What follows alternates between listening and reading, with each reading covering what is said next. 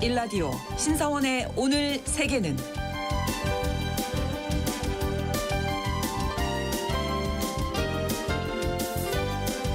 안녕하십니까. 아나운서 신성원입니다. 잠시 평화가 찾아온 듯했던 중동 지역 정세가 또다시 흔들리고 있습니다. 이스라엘과 하마스 간 휴전 연장 논의가 난항에 빠진 가운데 이스라엘군이 가자지구 전역에 대규모 공습을 재개하면서 확전 가능성은 점점 커지고 있는데요. 여기에 전쟁을 끝내겠다던 트럼프 미국 대통령까지 예멘 후티에 대한 공격을 명령하고 이란을 압박하고 나서면서 종전은 물 건너간 것처럼 보입니다. 그런데 트럼프의 최측근 인사는요, 확전을 부추기는 듯한 트럼프의 행보가 오히려 전쟁을 멈추기 위한 전략이다, 이렇게 분석을 했는데요. 확전 위기의 중동 상황, 잠시 후 글로벌 이슈에서 살펴보겠습니다.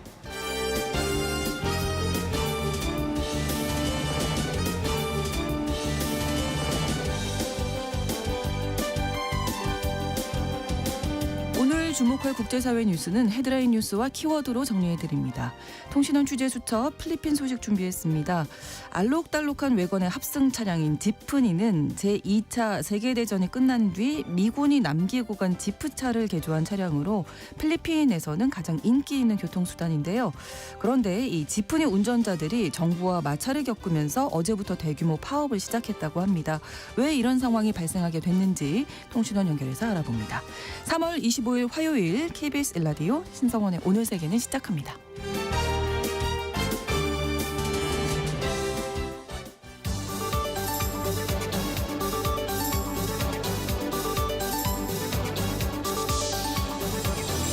오늘 세계는 헤드라인 뉴스.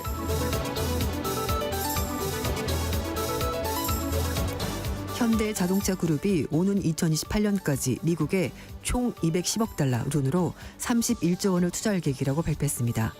현지 시각으로 24일 백악관을 방문한 정의선 현대차 그룹 회장은 트럼프 대통령이 주재한 발표 행사에서 향후 4년간 미국 내 210억 달러 투자할 계획이라고 밝혔는데요.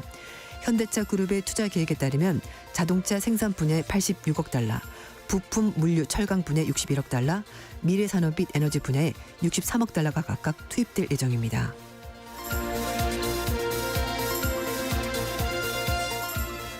러시아가 핵탄두 탑재가 가능한 대륙간 탄도미사일 야레스를 동원한 정기 훈련을 시작했다고 밝혔습니다. 러시아 국방부는 전략미사일군의 2025년 동계훈련 결과에 따라 예정됐던 부대 정기훈련을 시작했으며 야레스 이동식 지상 발사 미사일 시스템 연대가 군사지역으로 배치될 것이라고 설명했습니다. 국방부에 따르면 미사일 연대가 기동하는 동안 방사선, 화학 및 생화무기, 생화학적 보호 임무를 수행할 예정입니다. 중국 수도 베이징의 낮 기온이 3월 최고 기록을 세웠습니다. 중국 국립기상센터에 따르면 베이징 지역의 지난 토요일 기온이 섭씨 30도까지 올라가서 3월 최고 기온 기록을 세웠는데요. 1959년 이후 가장 빨리 베이징에서 30도 기온이 관측된 겁니다. 남부 다싱 지역도 20일 기온이 섭씨 28.9도까지 올라가면서 나흘 연속 역대 최고치를 경신했습니다. 기상당국은 최근에 중국 대부분 지역에서 따뜻한 고기압 영향으로 기온이 상승하고 있다고 설명했습니다.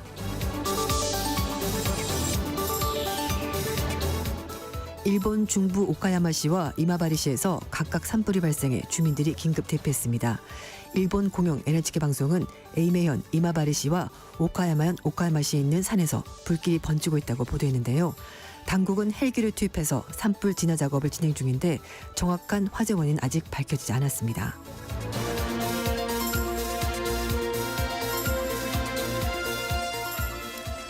영국에서 양의 조류 인플루엔자 감염 사례가 발견됐다고 영국 정부가 24일 밝혔습니다. 영국 정부는 가금류에서 고병원성 조류 인플루엔자가 확인됐던 잉글랜드 북동부 요크셔 한 농장에서 정기 점검을 통해서 이번 사례가 파악됐다고 밝혔습니다. 감염된 양은 살처분됐으며 농장 내 다른 양에서는 추가 감염 사례가 발견되지 않았습니다. 지난해 3월부터 미국에서는 젖소 사이에서 조류 인플루엔자가 확산하고 있는데요. 지금까지 전 세계적으로 고양이, 개, 젖소, 호랑이, 곰, 돌고래 등 여러 포유류의 감염 사례가 있었습니다만 양 감염은 이번이 처음입니다.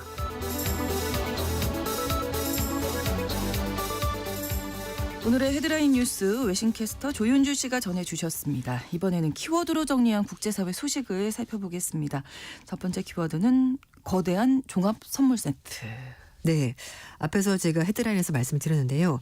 정의선 현대자동차그룹 회장이 미 백악관을 방문해서 앞으로 4년 동안 210억 달러 돈으로 30조 8,175억 원의 대미 신규 투자를 한다고 밝혔습니다. 네. 루이지애나주에는 신규 제철소를 건설하고요. 미국 내 자동차 생산량을 확대한다는 방침인데 2028년까지 자동차 분야에만 86억 달러, 부품, 물류, 철강에 61억 달러, 미래산업, 에너지 63억 달러 각각 집행할 계획입니다. 트럼프 2기 행정부 출범 이후에 한국 기업이 백악관에서 대미 투자를 발표한 것은 현대차가 처음인데요. 네. 트럼프 대통령은 현대차를 훌륭한 기업이라고 표현하면서 인허가 문제가 발생하면 직접 해결해 주겠다 이렇게 호의를 표시했습니다. 네. 정 회장은 이번 투자 핵심이 철강 그리고 부품에서 자동차 일에는 미국 공급망을 강하게 해서 60억 달러 투자하는 걸 밝혔는데 말씀드린 것처럼 현대제철이 루이지애나 공장에 투자해서 1,400개 미국인 일자리를 창출할 것이고 미국 내 자동차 공급망의 자립성과 안보를 높이게 될 것이라고 설명했습니다. 현대제철은 루이지애나주에 270만 톤의 제철소를 건설하게 되는데 미국 내 자동차 강판 공급망을 확보해서 관세를 비롯한 대외 리스크를 최소화한다는 계획입니다. 그리고 현대건설은 미래산업 및 에너지 분야에서 현지 업체와 손잡고 올해 말에 미시간주에 소형 원전 모듈을 지낸다고 하는데요. 네. 현대차 그룹 차원에서는 자율주행, 로봇, 인공지능, 미래 항공 모빌리티 관련 투자도 같이 진행한다고 합니다. 트럼프 대통령과 정 회장은 구면인데요. 1기 재임 당시인 2017년에 17년과 19년에 한국을 방문했었고 그때 대기업 총수들과 만났는데요. 그때 정 회장과 트럼프 대통령이 만난 적이 있습니다. 네. 정 회장은 트럼프 2기 행정부 마코 실세로 알려져 있는 장남 도널드 트럼프 주니어도 친분이 있다고 합니다. 그렇군요. 트럼프 대통령이 이번 투자에 아주 매우 만족한다 이런 네. 얘기인데 자 한편으로는 상호관세 발표하면서 네. 다수 국가가 포함되지 않을 수 있다 이런 얘기도 했네요. 맞습니다. 트럼프 대통령이 다수 국가들에게 관세를 면제 또는 해당 국가보다 관세율이 낮을 수 있다라고 밝혔는데요. 네. 상호 관세 부과 때 일부 국가나 부분이 면제가 될 수 있느냐 아니면 그냥 완전히 상호적으로 관세를 부과할 거냐는 기자의 질문을 받았는데요. 많은 국가에 대해서 상호 관세를 면제해 줄 수 있다. 굉장히 유동적이라고 밝혔습니다. 네. 앞서 트럼프 대통령이 지난 2월 달에 자동차 반도체 의약품 2월 달에 자동차 반도체 의약품 등 제품 부분별 관세 방침을 재확인하면서 관세율로 25% 제시를 했는데요. 애초에 자동차 관세 등은 트럼프 대통령의 상호 관세 발표일인 다음 달 2일 같이 나올 예정이었는데 그런데 트럼프 정부가 상호 관세 발표 때 품목별로 관세를 동시에 발표하는 것은 보류하는 방향으로 논의가 진행되고 있다고 월스트리트저널이 보도했습니다. 네. 이런 가운데 블룸버그 통신은 트럼프 대통령의 상호 관세 언급에 대해서 관세 발표 계획에 대한 혼란만 가중시켰다라면서 부정적으로 평가했습니다. 그러니까 네. 일괄적으로 매기겠다, 4월 1일 매기겠다, 그랬다가 지금 또 일괄적이 아닐 수도 있다. 그리고 상호 관세가 안 될 수도 있다. 그러니까 굉장히 이게 유동적인 상황인 네, 거죠. 좋게 말하면 유동적이고 네. 상대방 입장에서는 굉장히 헷갈리고 어떻게 하자는 거지? 이런 상황이 되는 거죠. 그렇죠. 자 이런 가운데 유럽연합 관계자가 미국과의 관세 협상을 위해서 미국을 다시 방문한다고요. 네. 네. 지금 현대 자동차 측에서 이렇게 거액의 투자를 발표한 상황인데 네. 또 유럽 쪽에서도 약간 마음이 급해진 것 같습니다. 다시 협상하기 위해서 미국으로 갔는데요. 네. 마루시 셰프초비치 유럽연합 무역경제안보 담당 집행위원이 현지 시각 24일 날 관세 협상을 위해서 한 달 만에 다시 미국을 찾습니다. 25일 날 하버드 러틱 미 상무장관과 그리고 제이미스 그리어 미 무역대표부 대표와 만난다고 하는데요. 원래 셰프초비치 집행위원이 지난달 20일에 미국에 가서 협상을 했습니다만 별다른 성과를 내지 못하고 그냥 돌아왔습니다. 네. 이번 방미는 유럽연합이 당초 다음 달 1일부터 예고돼 있었던 대미 보복관세 시행을 일단 연기한다고 발표한 이유이기 때문에 양측 간에 뭔가 접점이 있지 않겠나라는 얘기가 나오고 있는데요. 유럽연합은 미국의 철강 알루미늄 25% 관세에 대항하기 위해서 다음 달 1일 그리고 13일에 두 단계에 걸쳐서 미국산 제품에 대해서 보복관세를 매기겠다고 예고를 했었습니다. 그 가운데 첫 번째 조치가 버번 위스키, 할리 데이비슨 오토바이에 대해서 이제 80억 유로 정도에 대해서 이제 50% 추가 관세를 부과한다는 거였고요. 네. 이렇게 얘기를 하자 트럼프 행정부가 위스키가 포함된 걸 문제 삼으면서 유럽산 와인에 대해서 이제 포함해서 주류에 대해서 200% 관세를 부과했다고 그렇죠. 재반격에 나섰습니다. 네. 그러자 유럽 쪽에서는 1단계 조처 시행을 이제 좀 연기하고 협상을 다시 한번 시도한다고 말하면서 1단계, 2단계 나눠서 하는 것이 아니라 일단 1단계 같이 해보겠다라면서 입장을 바꾼 겁니다. 그랬더니 또 유럽에서는 결국 트럼프 대통령 위협에 굴복한 것 아니냐라고 얘기를 했고요. 그래도 유럽 쪽은 그게 아니라 일정을 살짝 조정하는 거다. 유동성을 발휘한 거다. 유연성을 발휘한 거다. 이렇게 얘기를 하고 있습니다. 네. 쉽지 않습니다. 네, 그러니까요. 다음 키워드 과시욕에 빠진 불청객. 네. 네. 아무도 초대한 적이 없는데 네. 갑자기 미국 대표단이 그린란드에 들이닥쳤습니다. 이거 네. 보통 그 남의 집에 갈 때도 친구 집에 갈 때도 미리 좀 전화해보고 약속을 하고 하는데 네. 갑자기 들이닥치면서 굉장히 좀 기분이 상한 일이 벌어졌는데요. 미국 대표단의 일방적인 방문에 대해서 그린란드는 격앙된 반응을 보였습니다. 네. 왜냐하면 정부 간의 합의나 초대가 없었는데 미국 쪽에서 일방적으로 온 거라고 하는데요. 미국 정부의 고위 인사들이 미군 기지 방문과 문화행사 참석을 핑계로 그린란드를 찾았는데 결국 이런 것들이 미국의 야욕을 드러내는 것이고 동시에 그린란드를 무시하는 것 아니냐라는 얘기가 나오고 있습니다. 무테 에게데 그린란드 자치령 총리가 트럼프 행정부가 고위 대표단을 보내겠다고 일방적으로 통보한 데 대해서 굉장히 공격적이다, 어그레시브하다라고 비판했습니다. 에게데 총리는 미국의 국가안보보좌관이 그린란드에 도대체 뭘 하려 하는 건지 모르겠다면서 결국 미국이 이렇게 하는 것은 우리들에게 미국의 힘을 보여주려고 하는 것 아니냐라면서 강하게 반발했습니다. 그러면서 이런 사람들이 그린란드에 나타나는 것만으로도 미국인들은 트럼프의 사명을 더욱더 확신하게 될 것이고 미국에 대한 압박도 커질 수밖에 없는 것 아니냐라고 말했습니다. 제이디 벤스 부통령과 부인인 우샤 벤스도 같이 이번에 왔다고 하는데요. 이제 그린란드 측에서는 정치인의 아내가 아무런 악의 없이 온다는 것이 말이 되냐면서 의문을 제기했습니다. 지난 11일에 실시된 그린란드 총선에서 깜짝 승리한 중도 우파인 민주당의 닐슨 대표도 현재 그린란드 정치권이 차기 연정을 구성하기 위해서 협상 중인데 미국도 그걸 알고 있으면서 갑자기 대표단을 보낸다? 이거는 그 한나라의 어떤 정치 일정을 완전히 무시하는 행동이라면서 굉장히 좀 기분이 나빠했는데요. 네. 이런 가운데 덴마크 총리 역시 미국의 고위 대표단 방문은 지금까지 트럼프와 고위 관리들이 내놨던 입장과는 분리해서 볼 수가 없다면서 상당히 심각하게 받을 문제가 될 거라고 말했습니다. 네. 한편 백악관의 국가안보보좌관실은 오는 27일 왈츠 보좌관과 크리스 라이트 에너지부 장관이 그린란드 미군 시설인 피투픽 우주기지를 방문한다고 일방적으로 통보했습니다. 미국의 부통령실도 제이디 벤슨의 부인인 우샤 벤스가 아들과 함께 미국 대표단을 이끌고 그린란드의 역사 유적지를 방문하고 그린란드의 유명한 전국 개썰매 경주에 참석할 것이다 라고 입장을 밝혔다고 하는데요. 네. 영국의 파이낸셜 타임즈는 개썰매 경주 주최 측이 그린란드 수도에 있는 누크에 있는 미국 영사관으로부터 상당히 많은 자금을 받은 것 같다 이렇게 보도했다고 합니다. 그러니까 온다고 하니까 기분은 나쁘지만 강하게 밖에 없었다. 뭐 이런 얘기가 나오고 있습니다. 그렇군요. 다음 키워드는 모욕은 존엄한 훈장으로 돌아왔다. 네. 트럼프 행정부를 강력히 비판했었던 이유 때문에 외교적 기피 인물 페르소나 논 그라타로 지정돼서 미국에 추방된 에브라임 라술 전 주미 남아프리카 대사가 귀국했습니다. 그런데 공항에서 라술 전 대사를 시민들이 열렬히 환호했습니다. 라술 전 대사가 23일 날 남아공 케이프타운 국제공항에 도착해서 수백 명의 인파로부터 환영을 받았다고 하는데요.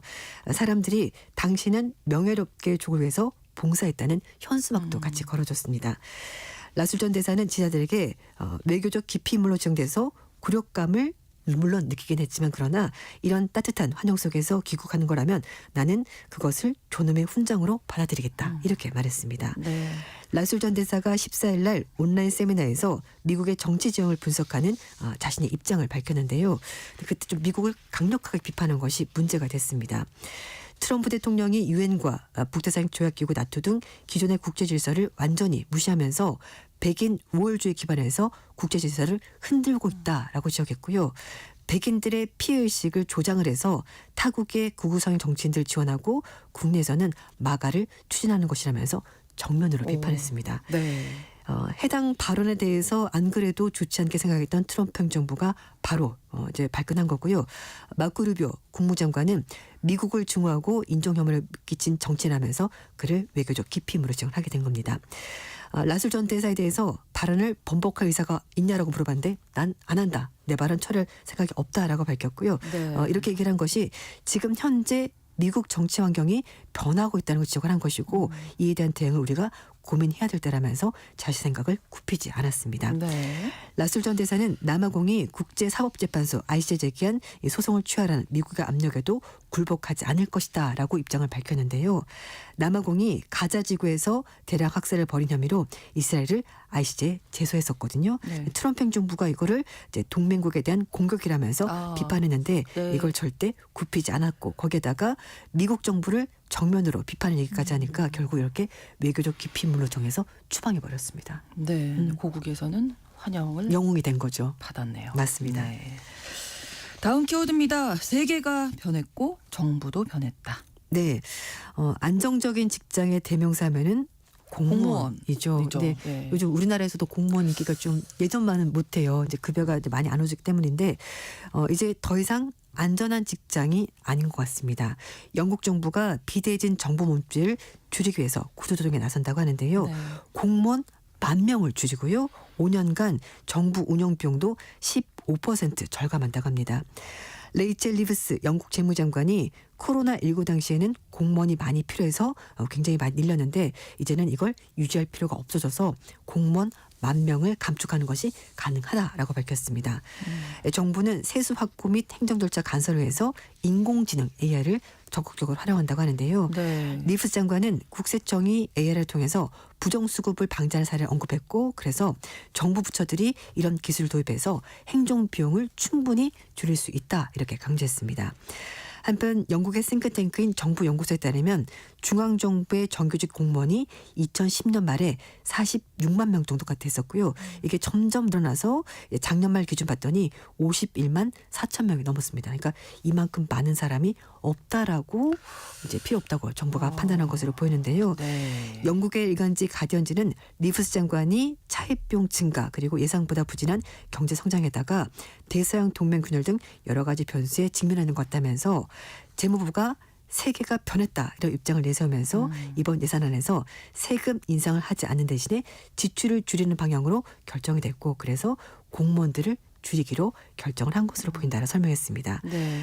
이 복지 예산 삭감이 본격 논의되자 일부 경제학자들이 노동당 정부가 재단 긴축을 너무 서두르고 있다라고 경고했다고 하는데요.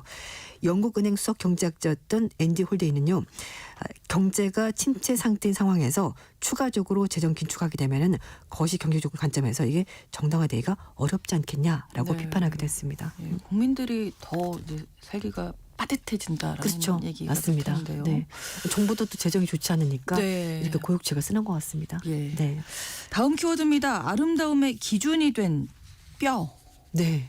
뼈가 뼈 말라 뭐 아시죠? 너무 네, 많은 네. 사람이 뼈 말랐다고 네. 말하는데 패션쇼에서 다시 뼈가 앙상하게 드러날 정도로 깡마른 모델들이 늘어나고 있다고 합니다. 뉴욕타임스가 보도한 내용인데요. 한때는 플러스 사이즈 모델이 활동하면서 패션계에서 사이즈의 다양성이 확장되는 모습이 있었는데 다시 이게 과거로 돌아갔다고 하는데요. 네. 그 이유는 비만 치료제가 많이 사람들이 쓰고 있고 그렇죠. 거기에다가 세계적으로 확산되는 보수화 물결 때문에 런웨이도 영향을 받고 있다는 분석입니다. 보고 비즈니스 보고서를 보면 이번 시즌에 198개 쇼에서 플러스 사이즈 모델을 등장시킨 브랜드가 단 12개에 불과했습니다. 이것마저도 같은 모델이 여러 쇼에 같이 겹치게 쇼하는 경우가 많았다고 하는데요. 이탈리아 밀라노 패션 위크에서는요. 플러스 사이즈 모델이 단 한 명도 등장하지 않았습니다. 중간 사이즈 플러스 사이즈 모델은 사실 실제 사람들 몸매 거의 비슷한 사람들입니다. 네. 이제 몸에 곡선이 있어서 커브 모델을 하는데요. 깡마른 모델과 달리 몸에 곡선이 살아있다는 의미가 되는 건데 근데 사실 요즘 옷 보시면 굉장히 크고 네. 어깨 이렇게 소위 뽕이 막 이렇게 네. 잔뜩 들어간 이런 옷들이 많은데 이렇게 실루엣이 큰 옷이 많은 반면에 실제 모델들은 완전히 깡마른 직선으로 된 사람들만 있다라는 얘기가 나오고 있습니다. 보고서에 따르면 비만 치료제가 증가하고 있고 사회가 보수화되면서 사이즈의 다양성이 점점 줄어들고 있다라고 분석을 했는데요. 네. 뉴욕타임즈는 2012년에 미국의 패션 디자인 협회에서 체질량 지수와 모델 건강 개념을 도입한 이후로는 볼 수 없었던 갈비뼈, 튀어나온 쇄골, 척추뼈 라인이 더 많이 보이게 됐다면서 젊은 사람들 사이에서 SNS에 뭐 섭식장애 끼친 연관성, 런웨이쇼가 대중적인 오락 형태 자리 잡으면서 이런 걸 고려했었을 때 마른 몸의 이미지가 너무 자주 등장하는 건 좋지 않다 이렇게 경고를 하고 있습니다. 그게 기준이 될 수 있으니까요. 네.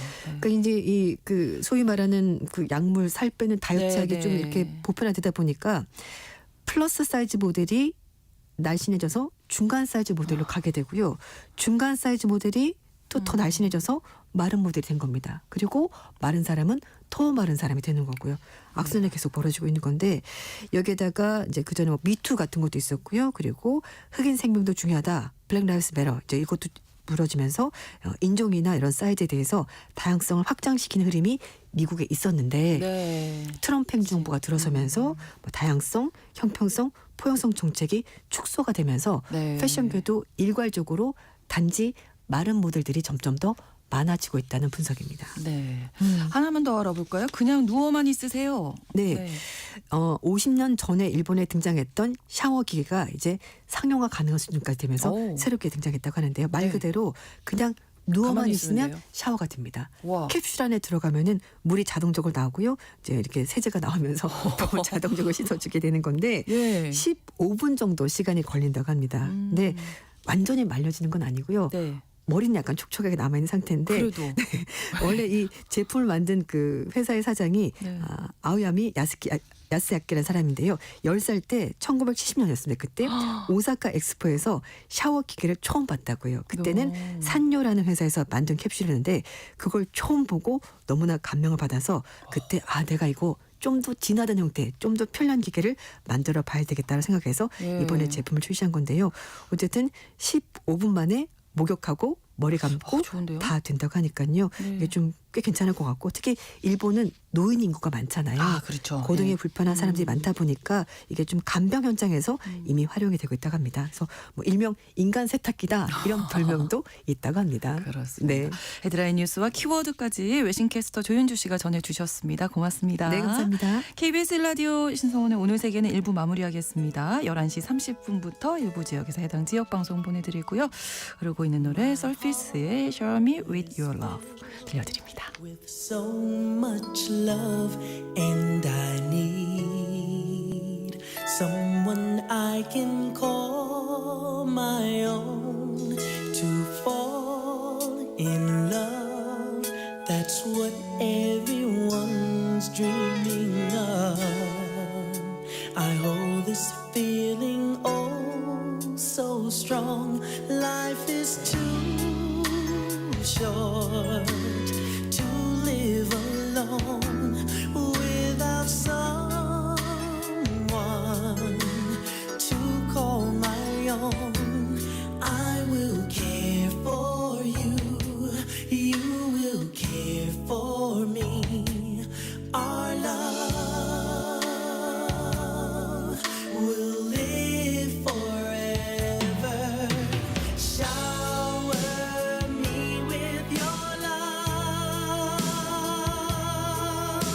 Shower me with the love that I long for.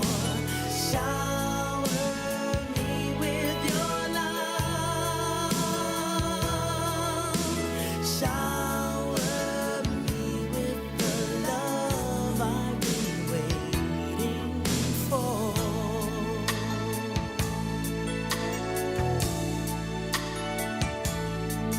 I close my eyes and pray all my wishes come true.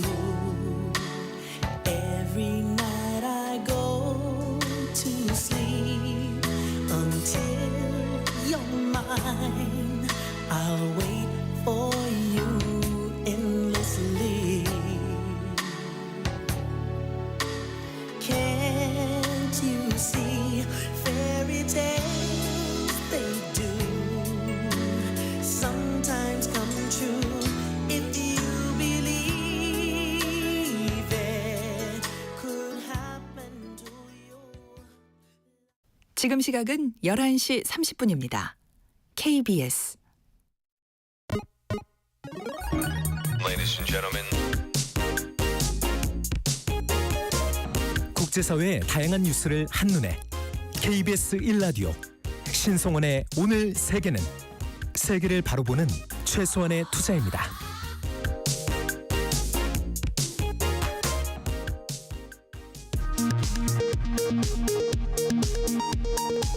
이 시각 라디오 정보센터 뉴스입니다. 더불어민주당 법률위원장인 박균택 의원은 윤석열 대통령의 탄핵 심판이 기각되면 대한민국이 2년간 내전 상황에 빠질 것이라며 윤 대통령을 즉각 파면해야 한다고 촉구했습니다. 국민의힘 권성동 원내대표는 개인적 판단으로는 기각 가능성이 있다고 본다고 밝혔습니다. 더불어민주당 원내지도부는 한덕수 국무총리의 직무복귀와 무관하게 최상무 경제부총리에 대한 국회 탄핵소추안 표결은 계속 추진하겠다는 입장을 재확인했습니다. 국민의힘은 탄핵소추안 폐기를 요구하며 우원식 국회의장의 결단을 촉구했습니다. 경찰청 국가수사본부 비상계엄 특별수사단은 계엄 당시 검찰 국가정보원 간부와 통화한 방첩사 과학수사센터장 송모 대령을 지난 21일 참고인 신분으로 소환 조사했습니다. 서울경찰청은 오늘 전국농민회 총연맹이 윤 대통령 탄핵 심판을 촉구하며 트랙터 등을 동원한 상경 시위를 벌일 예정이어서 남태령 일대 도로에 교통 혼잡이 예상된다고 밝혔습니다. 지난 밤에도 산불이 계속 확산하며 영남 지방을 중심으로 닷새째 대형 산불이 이어지고 있습니다. 경북 의성, 경남 산청, 울산 울주 등에는 산불 3단계가 발령 중입니다. 올 들어 2달 연속 오르던 소비자 심리지수가 다시 하락세로 돌아섰습니다. 3월 소비자 심리지수는 기준치 100을 밑도는 93.4로 전달보다 1.8포인트 하락했습니다. 지금까지 라디오 정보센터 뉴스 정한나였습니다.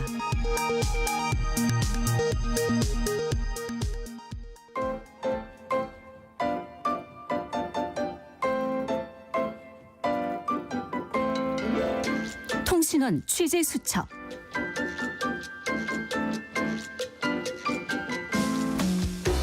통신원 취재 수첩 오늘은 필리핀 마닐라로 가보겠습니다. 황종일 통신원 연결되어 있습니다. 예, 지금 방금 또 전화가 끊겼네요. 필리핀 마닐라 소식 전해드릴 텐데요.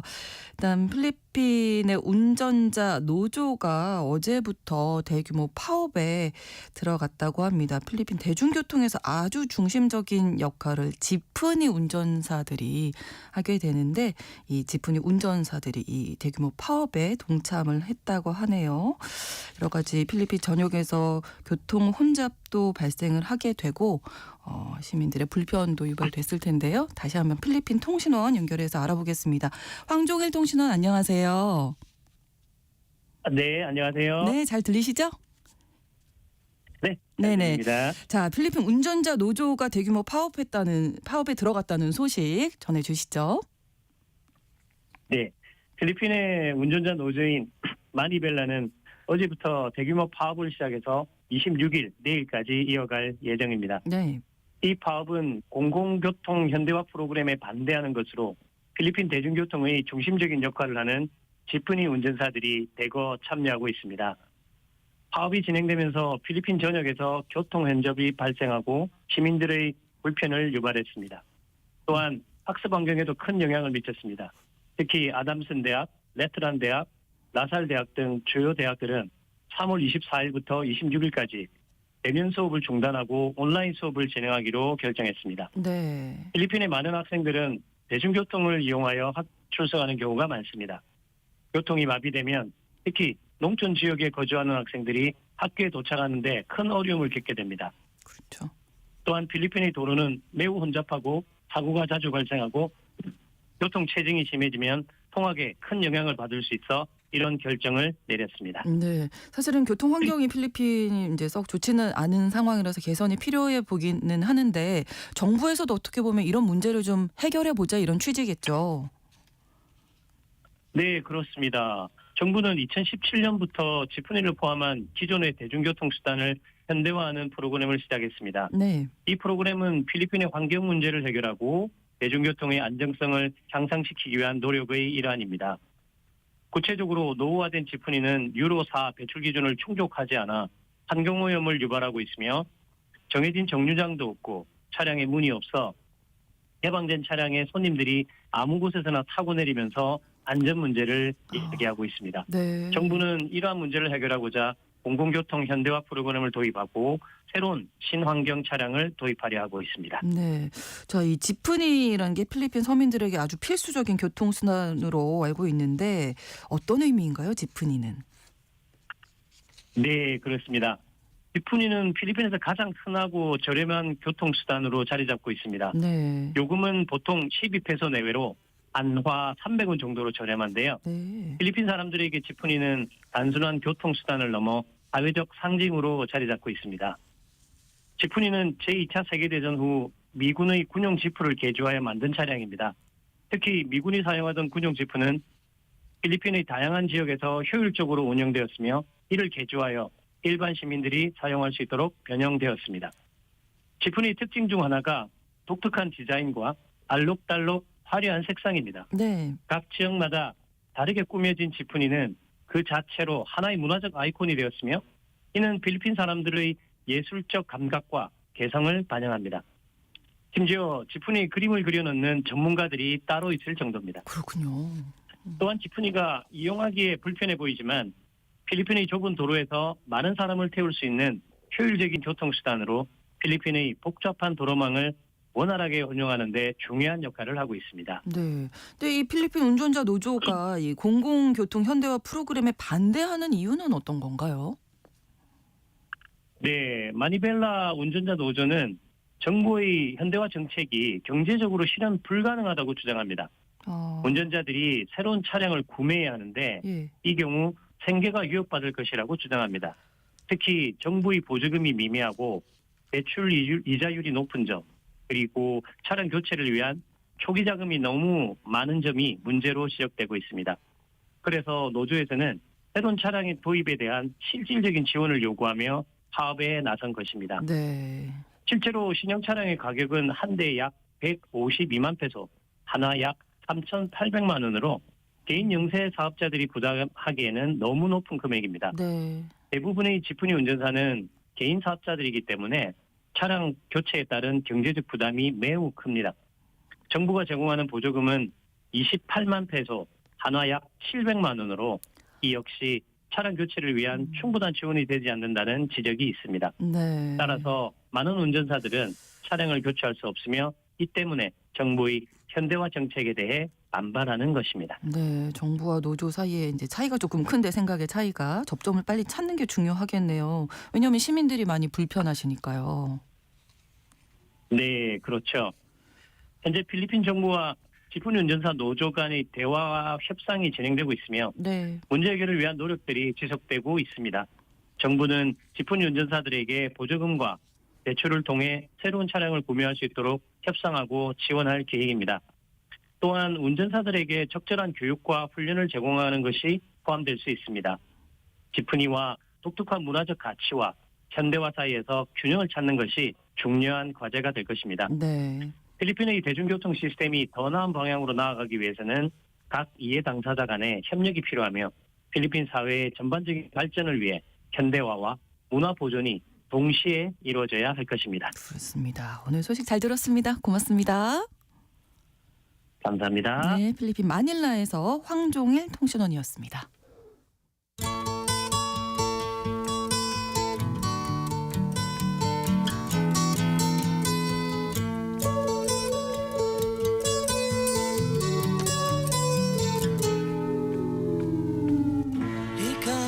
중동 지역 정세가 다시 심상치 않습니다. 이스라엘이 가자 지구를 다시 공격해서 지상전을 벌이고 있고요.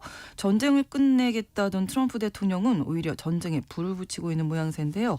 오늘 중동 정세에 대한 이야기 글로벌 이슈에서 나눠보겠습니다. 한겨레 신문 정의길 선임 기자와 함께합니다. 어서 오십시오. 안녕하세요. 네, 최근 이 중동 전역에서 번지고 있는 전투 상황 좀 요약해서 정리해 주실까요? 네. 최근에 한 2년 동안 중동 전역에 전쟁의 불길을 번지게 했던 가자 전쟁은 2023년 10월 7일 하마스의 기습 공격, 이에 대응한 이스라엘의 가자 공격으로 시작됐죠. 네. 거의 1년 4개월 동안 진행되다가 지난 1월 19일에야 가까스로 휴전이 성사됐습니다. 네. 앞서 작년 11월 27일에도 이스라엘과 레바논의 헤즈볼라가 휴전을 했습니다. 이로써 어느 정도 전쟁이 일단락됐다 그랬는데 한때 전투가 아니 종식된 건 아니었어요. 그렇죠. 이스라엘은 그동안 휴전을 하고도 가자에서 하마스의 위협이 있다. 그러면서 간헐적으로 공격을 해서 140명이나 죽었다고 합니다. 어쨌든 그러다가 지난 3월 1일로 휴전의 1단계가 끝나고 이제 휴전의 2단계로 진입해야 되는데 네. 그러지 못하면서 계속 교착 상태에 빠지고 있다가 지난 18일 이스라엘이 가자에 대대적인 공습을 벌였고 이틀 뒤에 지상군도 투입하면서 휴전이 사실상 내용적으로는 깨져버렸습니다. 그리고 앞서 그 18일보다 이틀 전인 지난 16일에는 미국이 예멘에 있는 안사르알라, 우리는 보통 후티 반군이라 부르죠. 네, 네. 안사르알라에 대해서 대대적인 공습을 시작해서 어제인 24일까지도 거의 열흘 동안 계속 공습을 벌여왔습니다. 오늘도 아마 할지 안 할지 모르겠네요. 또 이스라엘은 지난 22일 레바논 남부의 해안 도시 티레 등지에 있는 헤즈볼라 목표물에 대해서 공습을 가했습니다. 네. 그리고 이스라엘은 18일 가제에 대한 대대적인 공습이 앞서 말한 이틀 만에 지상군을 투입했고 현재 24일 현재는 하마스를 소통한 지상전을 강화하고 있습니다. 안사르알라도 또 23일에는 이스라엘을 향해 미사일도 발사하고 미 항모 해리 투르만 항모에 미사일과 드론 공격을 가했습니다. 이렇게 보면은 지난 2023년 10월 7일 하마스 기습으로 시작된 가자 전쟁으로 그것 때문에 이스라엘과 헤즈볼라가 전쟁을 했고 네. 또 예멘에 있는 안사르알라 후티 반군이 팔레스타인을 진화하며 이스라엘의 드론을 날리고 주변에 지나가던 배들을 공격했고 여기에 대해서 미국이 응징을 했었는데 지금 그 양상이 지금 똑같이 재현되고 있는 거죠. 그러니까 1월 19일 이전으로 거의 돌아간 양상이죠. 그러니까요. 네. 네. 중동에서 이렇게 전투가 재개되면 피해도 그렇습니다. 많을 그래서 텐데.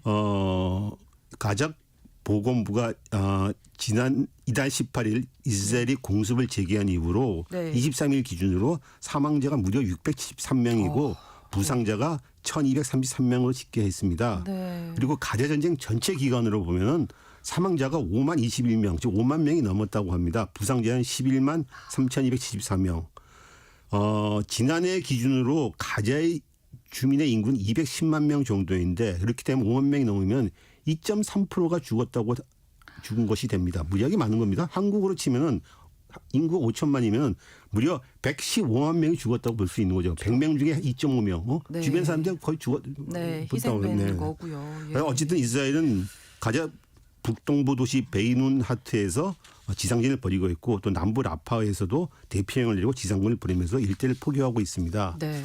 또 가자 지구로 향하는 인도적 지원 물품들 사주체 지금 차단돼 있습니다. 그래서 기아와 영양실조가 늘고 있습니다.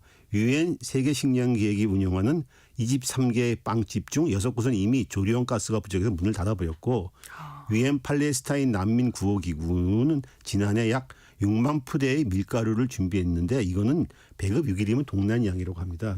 지금 4일 동안 못 들어가고 있으니까 이제 먹을 게 없게 되는 셈이죠. 예. 왜 중동에 다시 이렇게 일단 휴전을 봐야 될 것 같습니다. 가자 1월 19일에 합의된 휴전은 크게 3단계로 이루어져 있습니다. 그렇죠. 1단계는 하마스가 잡고 있는 인질 중 33명 그리고 이스라엘이 투옥 중인 팔레스타인 수감자 1,900명을 교환하는 것이었습니다. 네. 그리고 가자에 대해서 인도적 지원을 재개한다. 가자 봉쇄를 푼다. 이런 거였습니다. 그리고 2단계는 모든 인질의 완전한 석방 그리고 가자에서 이스라엘군의 철군 그리고 3단계는 그다음에 가자 재건에 들어간다. 이렇게 3단계로 구성되어 있습니다. 네.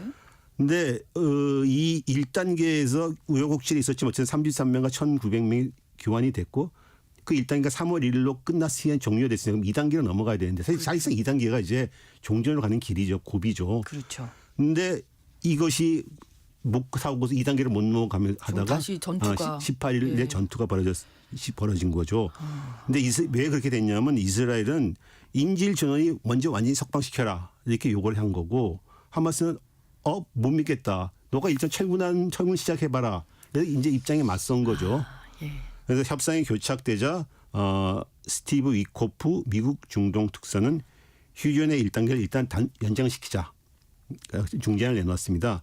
엄밀히 말하면 휴전은 깨진 것은 아닙니다. 네. 협상은 진행 중이니까요.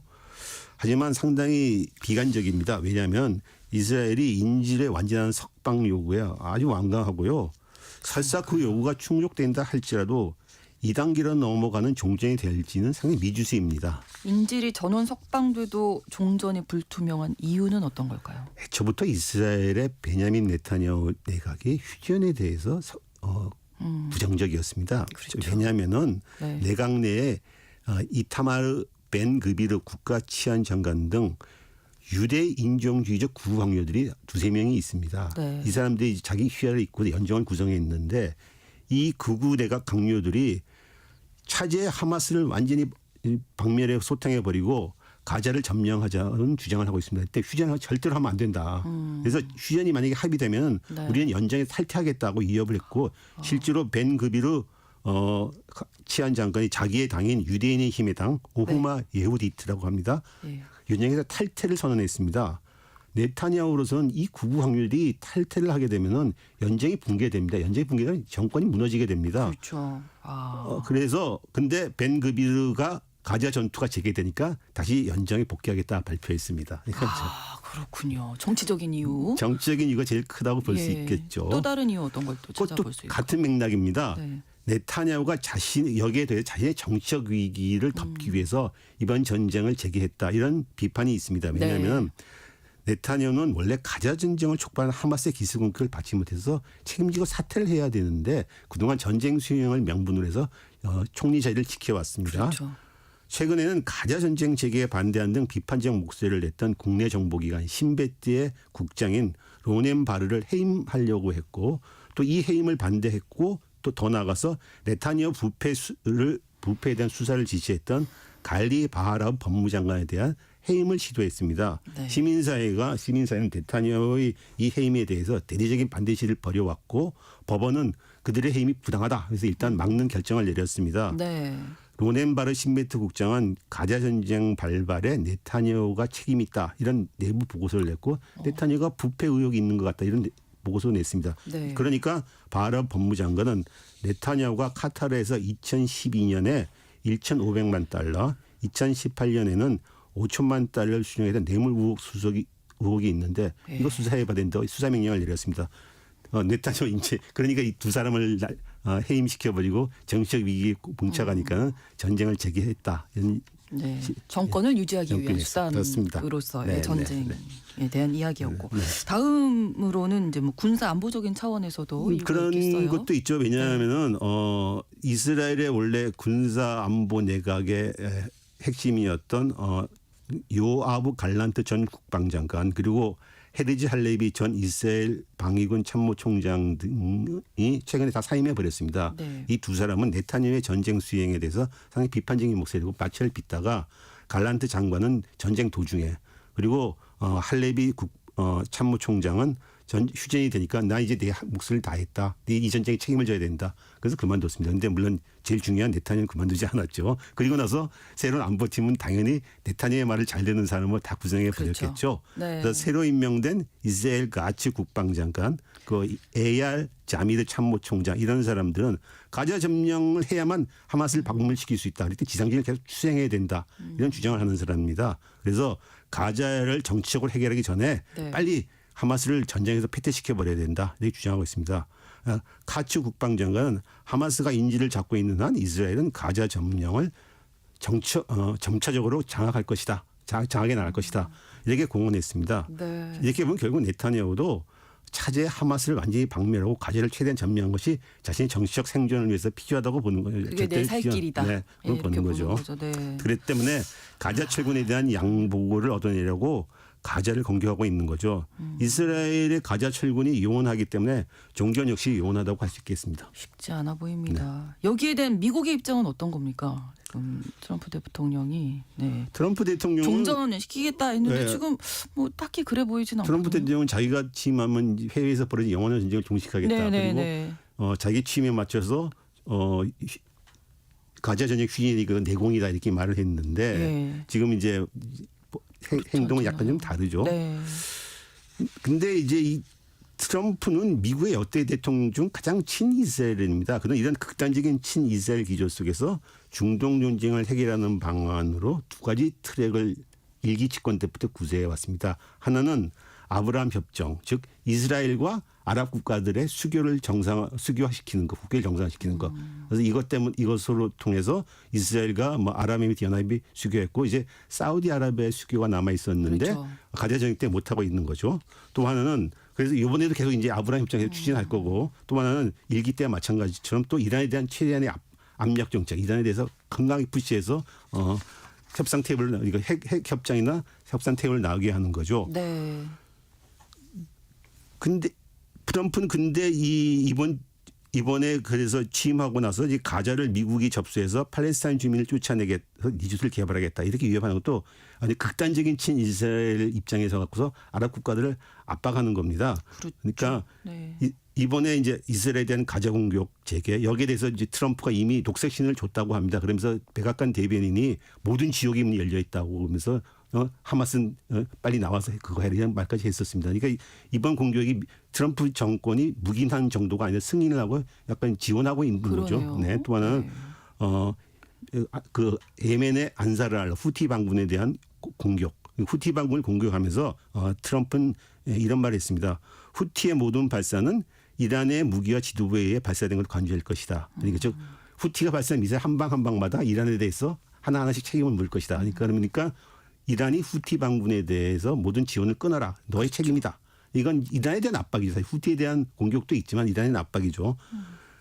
이런 즉 중동에서 이스라엘의 입지를 강화하고 이란을 압박해서 협상 테이블에 나오게 하겠다. 이런 일환으로 지금 이런 일을 벌이고 있는 것 같습니다. 물론 궁극적으로는 자기도 이걸 통해서 어떻게 전쟁을 끝낼 수 있고 협상을 해볼 수 있다고 생각하는 거죠. 네. 네. 트럼프의 전략과 의도를 어떻게 평가해야겠습니까? 앞서 말한 대로 네. 중동에서 전쟁을 끝내겠다는 트럼프가 동시다발적으로 전화를 불지피고 있습니다. 이것은 방금 말한 대로 중동에서 최대한 이스라엘의 입장을 강화하고 이란을 압박해서 협상 테이블을 끌어내려고 하는 겁니다. 네. 이런 전략에 대해서 트럼프의 일기 집권 때 백악관 수석 전략가인 스티브 배너는 범람 혹은 홍수 전략이라는 말을 썼습니다. 아니 영어로 쓰면 flood the zone, 즉 어떤 지대를 갖다 물로 잠겨버리게 하겠다. 네. 이 말은 뭐냐면 혼란스럽고 압도적인 다량의 메시지와 행동을 막 쏟아내버려서 상대를 혼란스럽게 해서 내가 이끄는 곳을 이끌겠다는 거죠. 지금 트럼프가 가자도 공격 승인 내리고 후티도 공격을 내리고 뭐 이렇게 계속 벌리는 것이 이제 상대가 이거 뭐지 이렇게 하면서 이제 끌어들이게 그러는 거죠. 네네. 그래서 그러면서 또 트럼프는 3월 초에 이란 최고 지도자 알리 헤메네이에게 핵협상을 제안하고 대화 한번 해보자. 그리고서 그 시한 2개월로 정하는 서한을 보냈다고 합니다.